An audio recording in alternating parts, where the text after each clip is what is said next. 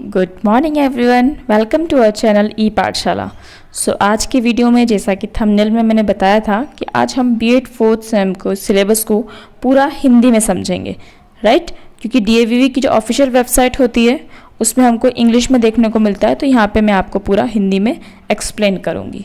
Okay, तो start कर लेते हैं। ये मेरी वेबसाइट से ही मैंने लिया है कंटेंट। वेबसाइट में आप चाहो तो देख सकते हो, epathshala.com मेरी वेबसाइट का नाम है। ओके, सो ऑफिशियल वेबसाइट को अगर क्लिक करना है तो आप यहाँ से क्लिक कर सकते हैं। ये मैंने लिंक दी गई है, BEd fourth sem syllabus explanation Hindi. तो बीएड फोर्थ सेम जैसा कि मैंने आपको पहले ही बताया है कि इसमें कुल 4 विषय होंगे।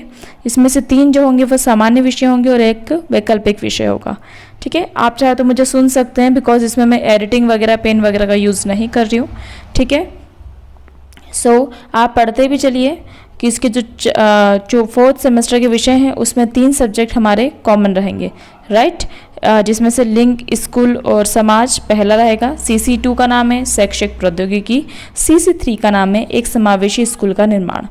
ठीक है, अब जो CC4 है वो CC4 वैकल्पिक विषय है। इसमें से छात्र अपनी रुचि के अनुसार किसी भी विषय को ले सकता है। इसमें मूल्य शिक्षा हो गई, शिक्षा का भविष्य विज्ञान हो गया, स्वास्थ्य और शारीरिक शिक्षा, मार्गदर्शन और परामर्श, पर्यावरण शिक्षा, क्रियात्मक अनुसंधान, इसमें से किसी भी एक को आप ले सकते हैं।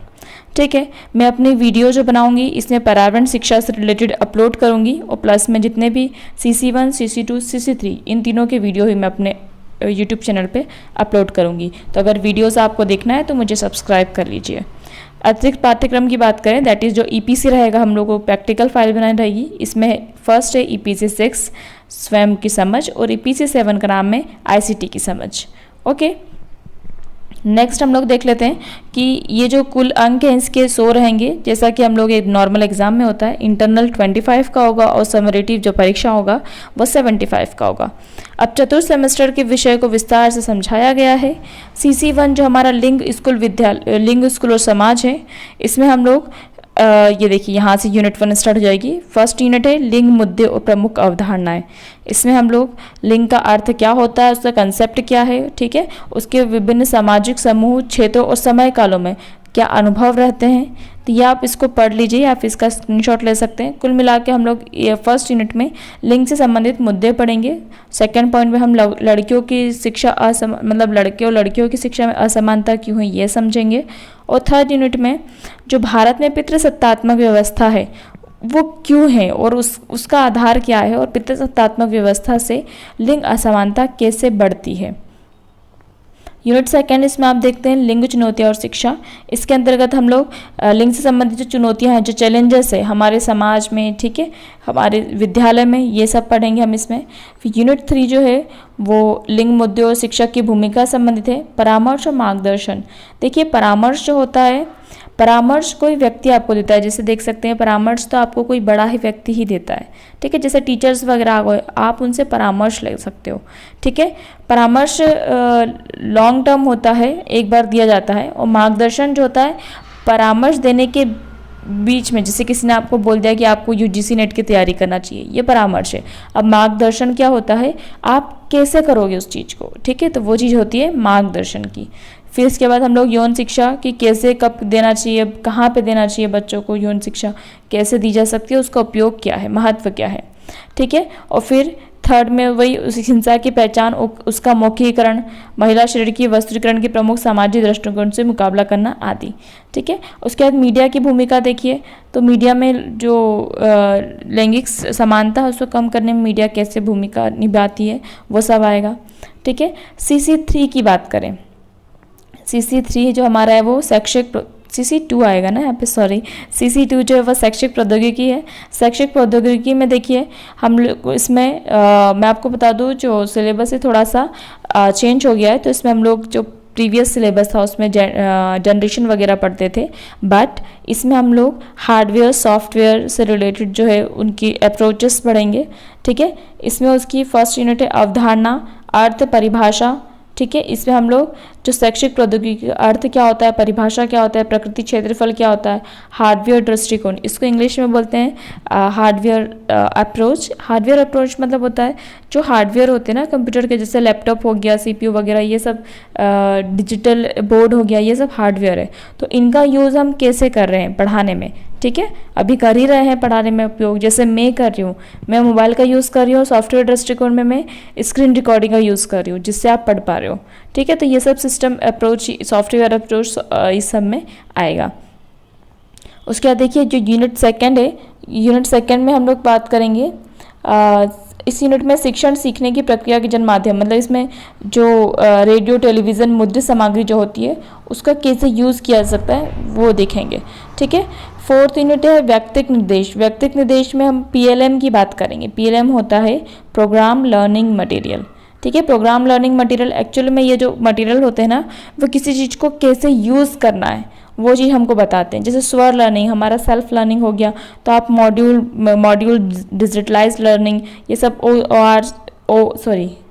OER कैसे यूज़ कर सकते हैं इन सबको, ये सब चीज़ें आप इसमें पढ़ेंगे, ठीक है। जैसे अब मैंने बता दिया PLM का, इसमें जो मेन यूनिट है वो यही है, प्रोग्राम लर्निंग मटेरियल, ठीक है। निर्देशात्मक रणनीतियाँ जो कि मैंने मॉड्यूल ये सब बताया है, ठीक है। सेल्फ लर्निंग सामग्री आ जाएगा, मल्टीमीडिया दृष्टिकोण, मल्टीमीडिया का कैसे यूज़ कर रहा है।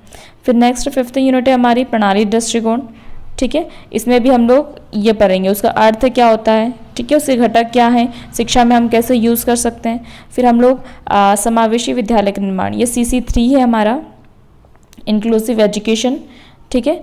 तो इंक्लूसिव एजुकेशन में समावेशी शिक्षा मतलब सबको लेके या चहुमुखी विकास के साथ जो शिक्षा होती है वो समावेशी शिक्षा होती है, ठीक है। अब समावेशी शिक्षा के अंतर्गत हम लोग पढ़ेंगे कि समावेशी शिक्षा फर्स्ट यूनिट है विशेष आवश्यकताओं शिक्षा। समावेशी शिक्षा की आवश्यकता क्यों है, उसकी अवधारणा क्या है, कंसेप्ट क्या है, उसके प्रकार क्या है, ठीक है। विशेष आवश्यकता वाले बच्चे जो होते हैं, स्पेशल नीड वाले बच्चे जो होते हैं, उनकी शिक्षा प्राथमिक शिक्षा के सार्वभौमिकरण के लिए इसका क्या प्रभाव है, ठीक है। उसकी उनकी विविधता को समझना, उनका सम्मान करना।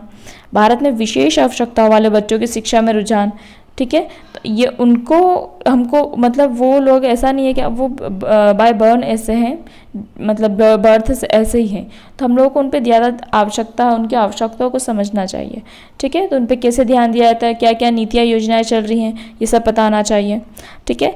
जो विशेष आवश्यकताओं वाले बच्चे हैं उनकी प्रकृति क्या होती है, प्रकार क्या हो सकते हैं, लक्षण कैसे हो सकते हैं, ठीक है। क्या उनको गतिशीलता की बाधा है, या श्रवण बाधा है, या देखने में बाधा है, सीखने में प्रॉब्लम जा रही है, ठीक है। वो कुछ बच्चे ऐसे होते हैं, जेनेटिकली भी हो सकता है, कुछ बच्चे प्रतिभाशाली होते हैं और कुछ बच्चे वंचित होते हैं, ठीक है। तो ये हम लोग सेकेंड सेम में भी पढ़ चुके हैं। ये 4 टाइप के बच्चे जो प्रतिभाशाली होते हैं, मंद बुद्धि होते हैं, मानसिक मंदता वाले, धीमे शिक्षार्थी, ये हम लोग पहले भी पढ़ चुके हैं। सो आप लोग पहले भी पढ़ चुके हो तो इसमें इतना प्रॉब्लम नहीं जाएगा। यूनिट 3 की बात करें तो इसमें समावेशी शिक्षा की अवधारणा और दर्शन की बात करिए। शिक्षक की क्या भूमिका है, विद्यालय की क्या भूमिका है, ठीक है, परिवार की क्या भूमिका है, ये सब चीज़ें इसमें आएंगी। 4th यूनिट में है विशेष शैक्षिक आवश्यकताओं वाले बच्चों की पहचान और आकलन। आप कैसे पहचान कर सकते हो, ठीक है, और उनके लिए आप क्या निर्देशात्मक योजना, पाठ्यक्रम का प्रभाव क्या पड़ता है ऐसे बच्चों पर, क्या क्या शिक्षण रणनीतियों का यूज़ कर सकते हो, तो ये सब चीज़ें हम लोग इसके अंतर्गत पढ़ेंगे, ठीक है। तो ये जो है मैंने अपनी वेबसाइट पे अपलोड किया है। अगर आपको कोई भी प्रॉब्लम जाती है इंग्लिश के PDF में तो आप इसमें हिंदी में देख सकते हैं। और जो अगर इंग्लिश का अगर आपको डाउनलोड करना है तो मैंने आपको पहले ही बता दिया है कि मैंने ऊपर एक लिंक दे के रखी है। ये लिंक जब आप मेरा वेबसाइट ओपन करोगे यहाँ पे ऊपर आपको दिख जाएगी लिंक, ये देखिए यहाँ पे, यहाँ क्लिक करें, यहाँ पे लिखा हुआ है, तो यहाँ पे आप क्लिक करके PDF को डाउनलोड कर सकते हैं। So thank you for watching my video, और जल्दी मिलते रहिए। और कुछ वीडियो बनाना रहे तो आप मुझे कमेंट सेक्शन पे बता दीजिए करें, मुझे व्हाट्सअप मत किया करो, मुझे कमेंट किया करो। मुझे समझ नहीं आता है कि आप लोग कुछ भी अच्छा चीज़ होता है तो उसको व्हाट्सअप पे क्यों करते हो, मुझे यूट्यूब पे ही बोल दिया करो ना, ठीक है, थोड़ा सा मुझे भी सपोर्ट हो जाएगा उससे। सो थैंक यू, मिलते हैं नेक्स्ट वीडियो में।